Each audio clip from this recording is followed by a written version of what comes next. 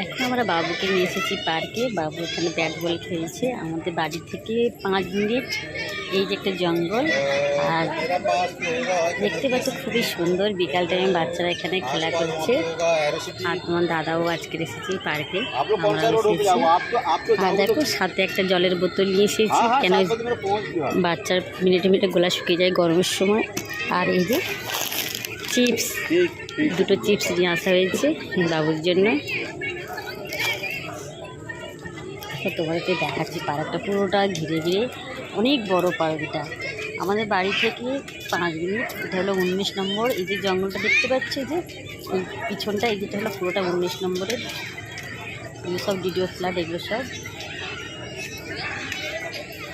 এখানে 3টে থেকে পার্কে প্রচণ্ড লোক। আজকের তো তাও কম দেখা যাচ্ছে, কেন এখন স্কুল খুলে গেছে বাচ্চাদের। বাবু এসে গেছে। হ্যাঁ হ্যাঁ, এই বল চলে গেছে, বলটা চলে গেছে, বলটা দাও, বলটা দাও, চলে গেছে, বলটা দাও।